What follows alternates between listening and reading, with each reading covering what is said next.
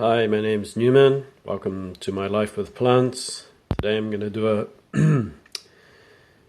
a house plant tour, but this time it's the living room, so stay tuned.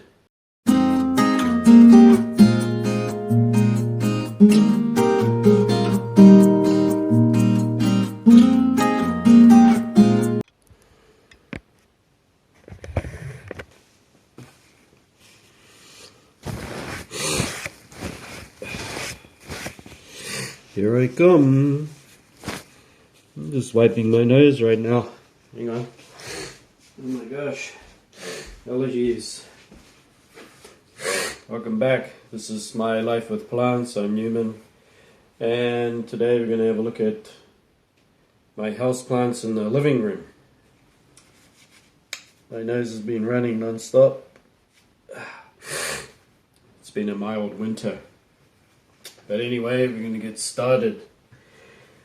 So the first thing I want you to have a look at right behind me. And here it is. My golden pothos.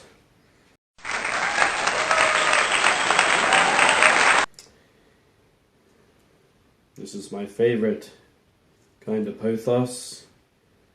I've been growing it in another room in the house that had a lot of light. I bought it in here. It started off as a lot of small cuttings. There were just 1 or 2 nodes, cuttings done in water. And I've potted them all into here, maybe up to 10 or 15 pieces, well, I can't really remember. But it's set into this big plant. Let me just swipe my nose here a little bit.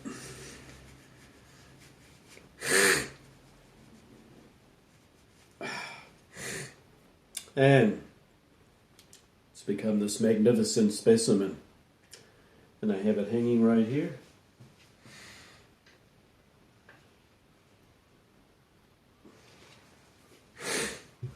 The care for the plant is quite easy. Water when it's starting to get dry. Light requirements, it doesn't need so much light. You can have it up to 1 meter away from any window. As long as it gets bright indirect sunlight, it does fine. I think any direct sunlight, it'll get a bit burned. And that's about it. Standard potting mix. Alright. Next on the list, I'm going to have to move this so that we can see.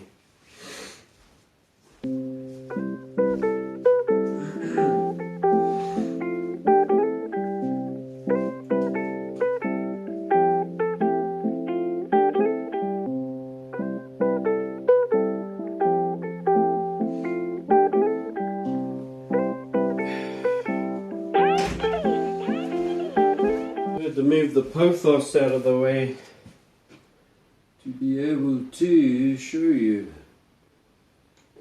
Okay, very carefully. This is my Ripsalis.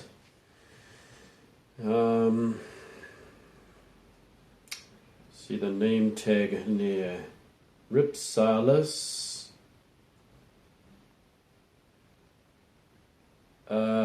Iwariana. This is a very small plant when I first bought it about 2 years ago, and it's become this big, beautiful specimen. It cascades down. Also has some aerial roots growing out of the stems here. It's easy to propagate from cuttings. I've tried growing one more, but I don't have space in the house, so I tend not to propagate so much. Oh, what do you know? I got a surprise. It's just started to flower. This is its first time. I'm going to do a zoom in on that, because it's very hard to see, but it's actually I didn't notice it before because I got all these other plants hanging around it, but it's actually flowering.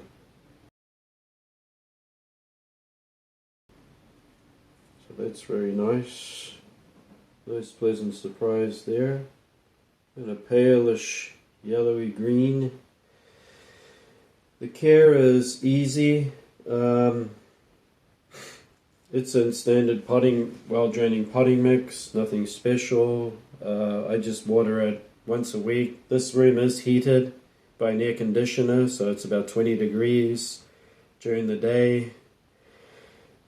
It doesn't really fluctuate too much.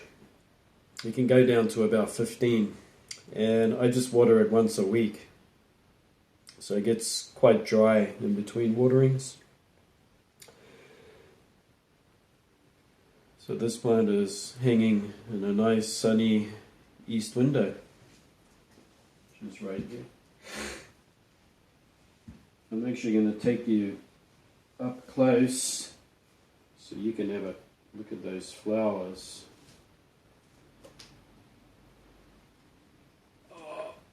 The delicate process of placing things back so that you don't damage anything. Alrighty, we will take you in for a closer look. In we go. Just let me put my hand in there. It's a big twist of stems right there.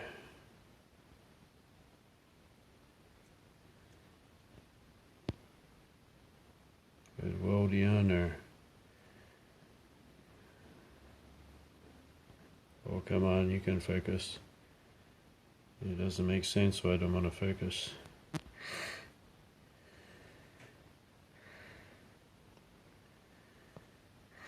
I'm trying to get it to focus.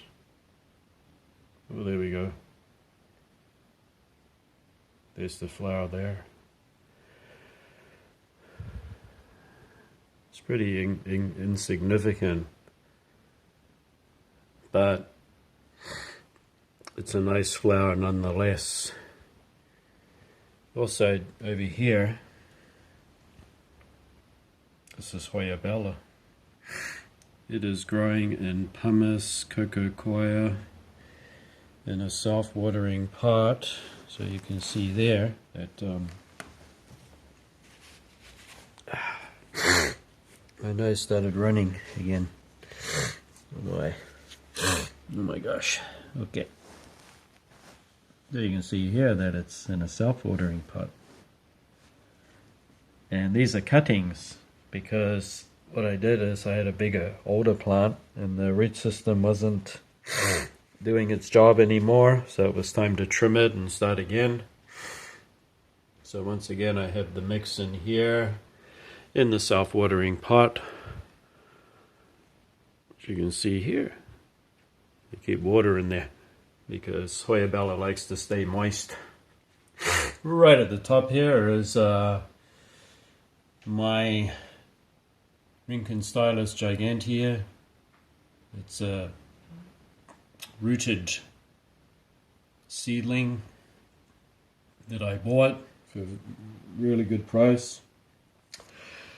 It will go outside in the summer. Down here is Echinopsis. Let me take that out so I can show you.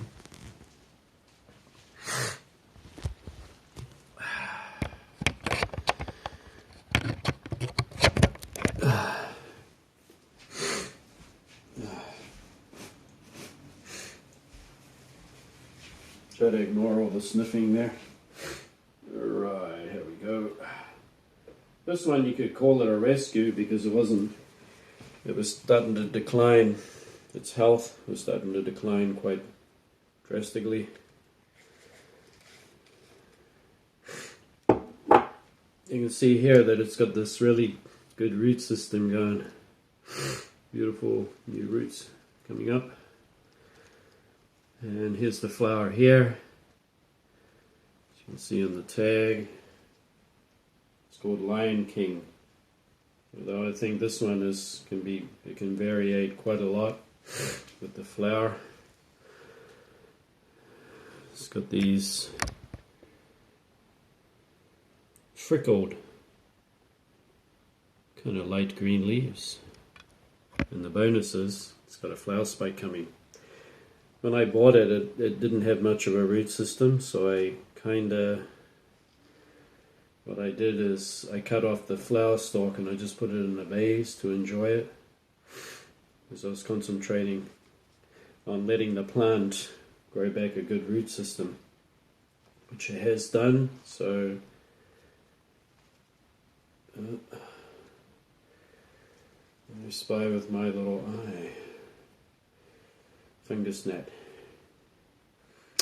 That's why I got those sticky traps around. I got to put more. I don't get so many now because I got sticky traps everywhere, cut into tiny little pieces, sitting on the surface of the potting media. And they get trapped on them all the time. Okay, let's just put this one back. Gently does it. Alright, next up. If you're into phals, I got phals for you. There's the sticky trap there. Sticky trap not only sticks fungus gnats, but it also sticks to your fingers too. Sometimes when I'm trying to water my plants, I'll take it off and it sticks on my fingers, and then it sticks to the next one, then I can't get the damn things off. It can be a nuisance. This is a variegated leaf. It's called Leaf Oracle. And it has dark purple miniature flowers. It wasn't doing so well, and I repotted it, and then I slipped the pot inside another one, because during the summer it can get well over 30 degrees in the house, but we try to keep it cool as possible. So we keep it at about 25 degrees. That makes it comfortable for us. The plants can suffer a little bit, so what I do is I have a pot inside the pot, cache pot, and it's not to keep water inside it like semi hydroponics. It's not for that reason. It's to stop it from drying out, and that's the reason why I put a pot inside a pot. So once I water it, it'll take longer for it to dry out. That's the reason why I do it. Also trap humidity in there. Okay, next one's called Sakuran. You can see here it's got these 2 flower spikes coming. It has another one right here. This one I got for discount because it had no flowers on it. It's got a leaf that wants to come off. We're in the process. It was on discount because it just had a flower stalk still on it with no flowers. It had flowered out, and it was for a discount price. I bought it. I didn't know that it would amount to anything. I just thought, I'll buy it, I'll grow it. And the first time it flowered was about 3 years ago now. It flowers every year, by the way, on multiple stalks. Many flowers. It's called Sakuran because it resembles the cherry blossom flowers. And when it did flower, it flowered in profusion. So it had massive flowers. It wasn't until about 2 weeks later that I come in one morning during the spring and I could smell something that smelled like somebody had opened a whole lot of bars of soap. Really floral smell. And I didn't realize it was this. So I got a pleasant surprise that it's really floral. It's almost, if I could describe the smell, it's between a bar of soap and rose. It's kind of a rosy, soapy smell, but a pleasant one. And it really puts an aroma all through the house, so it's really fantastic. And another thing that it's done is it's put out a keiki, but it's right at the base, and I've left it in there. So I got 2 plants. It's got a really great root system growing there. Yeah, once again I keep it in a cache pot. That's because when I water it, it doesn't dry out too fast. What I've learned about phals is that they don't like to be soaking wet in the root system, and they don't like to dry out too fast either. So once they get watered, they like to dry out slowly, not fast. That will damage any aerial roots coming out. They won't like that. They'll keep coming out and dying back. So these plants, they get watered when they're pretty much dry. I think if you look inside the pot, it's just got a little moisture left over, a little bit, and all the more than half of the pot is dried out. At that time I'll give it a light watering, and then the water will trickle into it, and then the humidity within the cache pot will distribute that water in the pot, and then it will dry out slowly, which is what it likes. It likes to be damp, and that's been working for me. So I didn't have any success watering them a whole lot, so they're soaking wet and then they just dry out so fast. They seem to damage the root system, so I'm having more success this way. Okay, and next up, we got this here. It's hard to find a name for this, but it still has 2 stalks on it. They have the potential to flower again. There's 2 plants in here.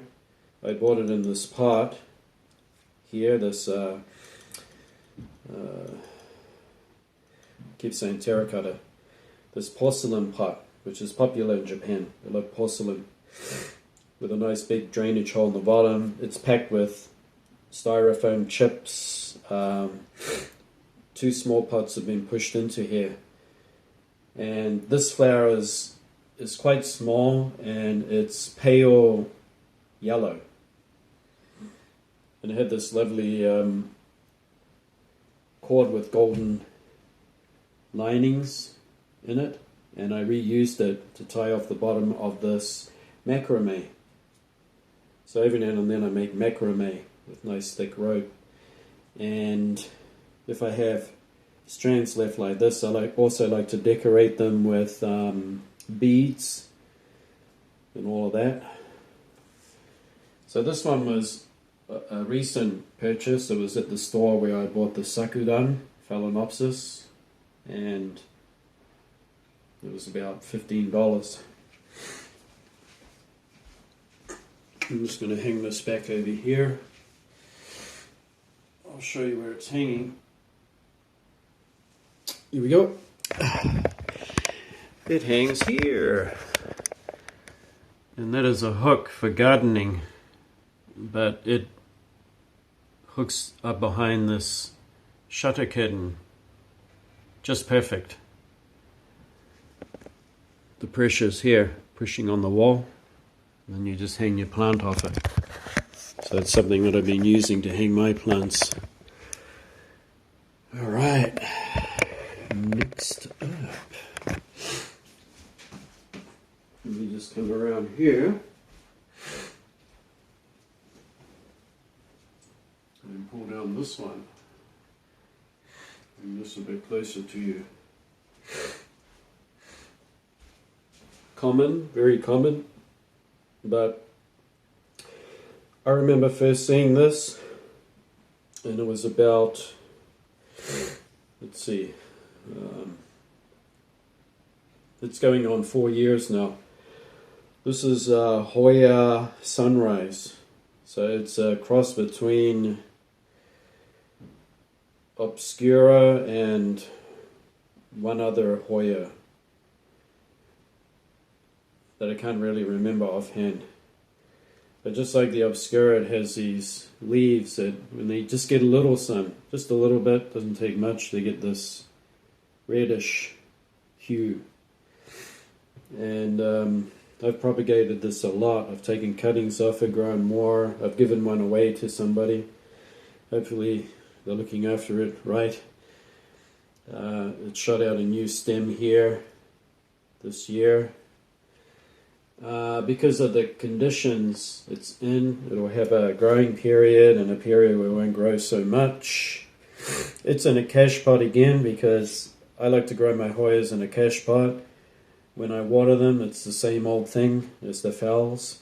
I water it and it's in a half and half blend of pumice and bark. So it's a cymbidium mix. Very well draining. When I do water it, a little water collects on the bottom. Just a little, like half an inch. And then the plant will slowly absorb it and drink it. I wait until it's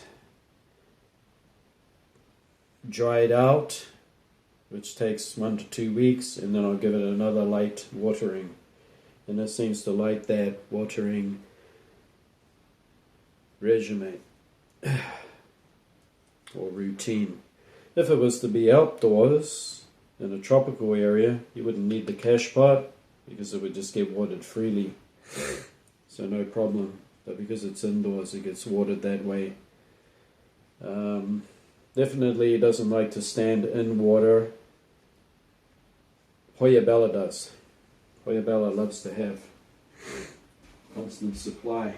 Oh, and not to mention, if I have a picture of the flowers, I'll put them on the screen for you. But they are some of the most fragrant of Hoyas. They almost remind me of an orchid. So that's sunrise. Put that one back here. Mixed up. Let's get tangled. This one, we all know Hoya Matilde. This one I grew from cuttings myself. Had a big overgrown plant and I took some cuttings, and what I did is I just put it in plain old cymbidium mix, which is the pumice and the bark again, and I put it in a bag, a Ziploc bag, and I just kept it in there until it rooted up. Then I potted it straight into here. So this is its very first pot. It flowered for me, and it also sent out a lot of these. These are long shoots are where they grow the most peduncles. And peduncles, if you don't know, are these things where the flowers come out. Once it's flowered, as a lot of you know, but if you don't know, don't cut them off. They reflower from them over and over. It has a little splash, a little bit. If you look here, a little bit of splashing there. And this plant's been grown in here for about 1.5 to 2 years. I give it a water, and then I drain out the excess so that there's no water left over in the cash pot. This inner part is full of many holes. It's actually a pencil holder, so it's not a pot at all, but it's got so many air holes in it, it's ideal. So I just drain the excess water out, and the cash pot helps to keep humidity around the roots, and they love it. They love the humidity. It's slightly moist. So there you are. I'm kind of pressed for room, that's why I have so many hanging up together. Next up,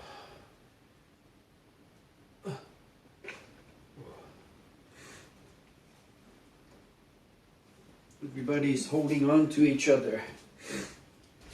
Next, what's this curtain thing around it? It's to protect it from excess sun, because it just wants enough, but not enough that it's going to burn it. This gets a little burned. This is kind of dehydrated. Flaccid leaves. I water it once every couple of weeks, and then it dries right out, and it seems to like this. This is Hoya David Cumming-eye. David Cumming-eye likes to dry out during the winter. Doesn't need a lot of water, okay? In actual fact, it boosts its flower production. So if you let it dry right out in the winter, don't worry if it gets wrinkly leaves. It won't drop them at all. It'll keep the leaves. Water it sparingly, and then from the beginning of summer, mount up the water. Start giving it plenty, and that'll cause it to have a massive production of flowers. So that's David Cumming-eye. This plant I bought for about, well, it even shocks me because usually I won't spend anything over $30, but this one was about $35, and Hoyas are hard to come by. They're not rare and hard to propagate, it's just that they're not always available, and when they are, you should just buy it, okay, before it's not available anymore. And I enjoy growing it. It has I don't know if this one has any flowers, but I'll bring one in that's in another room, and it does have flowers at the moment. The flowers are a deep red, and they smell cinnamon. So they're real pleasant smelling. Let me just put this one back.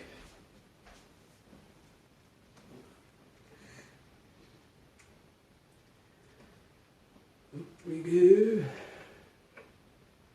I will bring you for a look, okay, close up, as we're finished talking about these plants here. Next one up.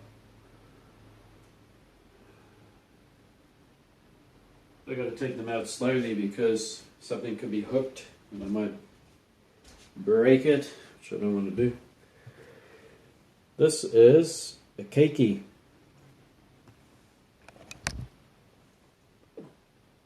This is a keiki from my Sakudan, and this keiki has been in here for over 2 years.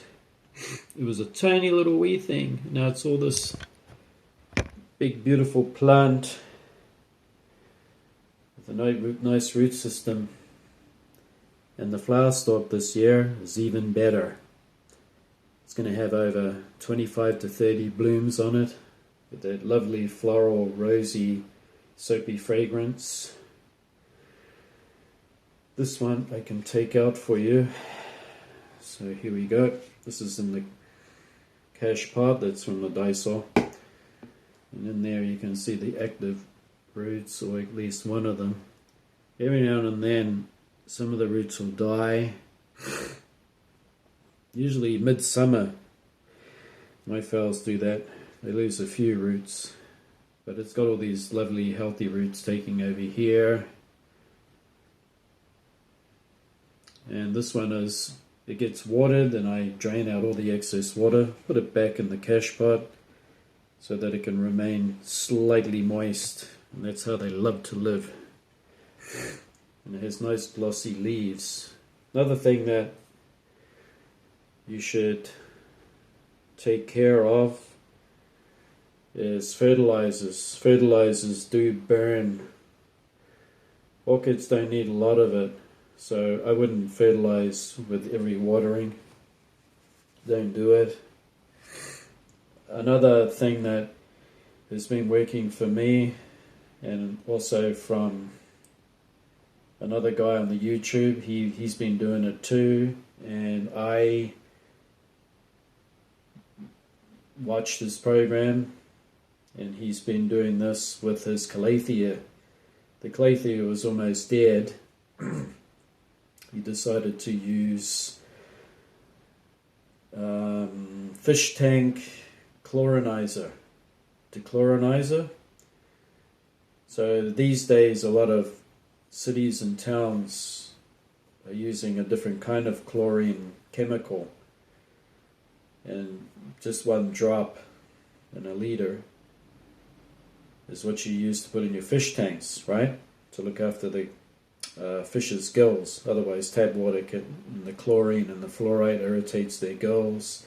It also burns their skin. And I had also been doing that with my calatheas about a year ago, and I noticed how much better the leaves got, how much better they grew, and I wasn't getting black tips anymore. As soon as I went off it, I started getting black tips on the ends of my calatheas again. So I'm going to put his name up on the screen here, so I want you to have a look at that episode, because it really does work to put a little bit of the declorinizer into your tap water, your city water. This will make your plants more happy. It won't upset the pH, because once you upset the pH in there, then you got big trouble. You want to look after the water that you put in, so don't use fertilizer too often. I would use it every third watering in the summer, and sometimes just once a month can be enough. Yeah, and another thing I use is dolomite lime, and that's because a lot of plants require calcium. It's hard for them to get calcium and magnesium from average fertilizers, so you should make sure that it's written on the label that it includes calcium and magnesium. And the best thing to use is a liquid feed, because with a liquid feed it goes straight to the roots.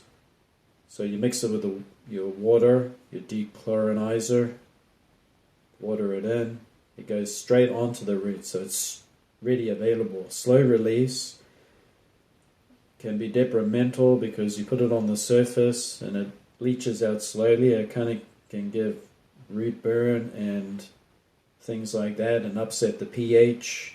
So you should be looking for a liquid feed, then you won't have mistakes, and dilute it to a third. The rest of it's just learning. Alright, let me put this back.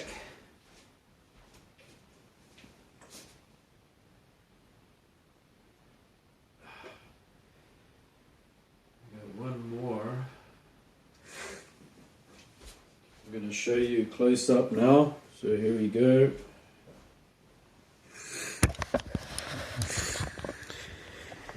Let's go closer. I hope I haven't been talking too much, but I want to share what I know. There it is. It's got a paper towel behind it because some of that sunshine is just too strong. They just need high light. They don't need direct sun. This is another fowl I picked up. So it has lovely, I'd like to call it like a rosy looking colours. It's got a great root system going on there.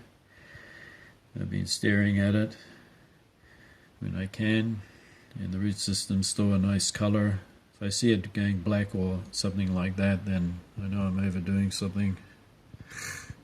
Yep, that one's planted in bark, by the way. And if I back off here, you can see everything hanging up. That's what you call a crowded window, and another crowded. And if I come over to this one has a Cotylogenes intermedia that's hanging out here for winter because it's got flower buds. It's going to produce beautiful flowers, and I'm going to get to smell them. And then it'll need to go somewhere in the house that's cool, but preferably not outdoors because it gets too hot out there in the summer.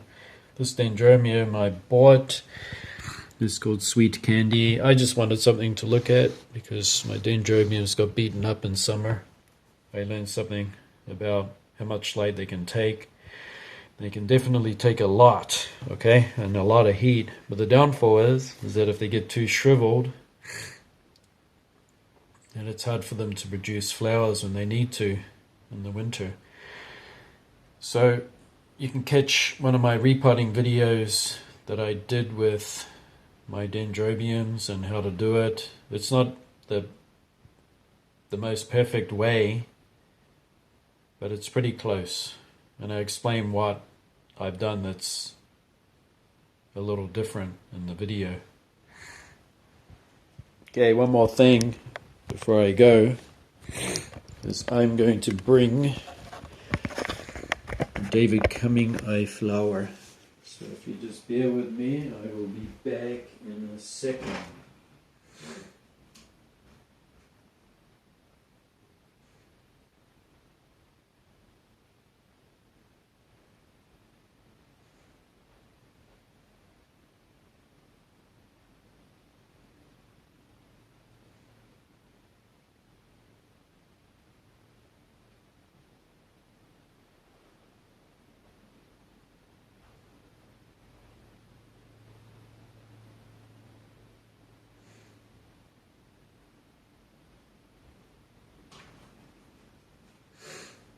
Okay, I'm back. Now this David Cumming Eye is flowering, and I think it's just because there's even more highlight in the other room.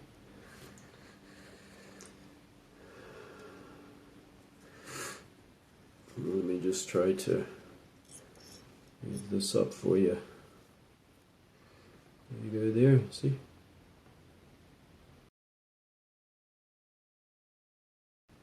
If you can see that, and it's not all blurry. So I got another flowering inflorescence right here too, and many peduncles. And this is cuttings that I took off that grew much faster than another plant I did with cuttings. So the difference is that this one I planted into pumice and bark. It did better than the other cuttings that I potted into potting mix, which I didn't like it so much. Then I took it out and I put it into this kind of mix here, but it's not done as well as this one. This plant was started off in a bag. That's a lot of humidity trapped in there. And I started it off in sphagnum moss, and it rooted and sent out all these new shoots, and that got it started really well. So it's become this plant growing. Of course, it would be a much more rampant, faster grower if I just put my finger on some sticky white sap. Yes, it would grow even faster if it were in a greenhouse or it was more tropical. But you know what? I have no complaints. It's growing rather well for me, and I'm happy about it. Okay. I'm sniffing a lot. Alrighty.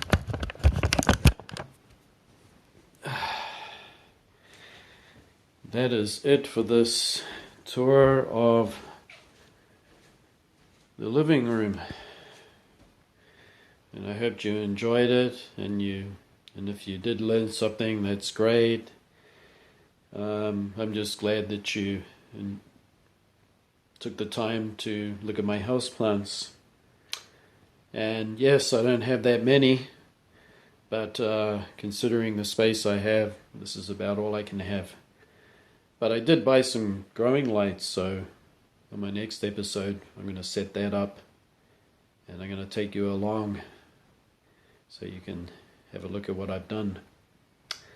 Anyway, thanks for watching, and I'll see you again next time. Bye.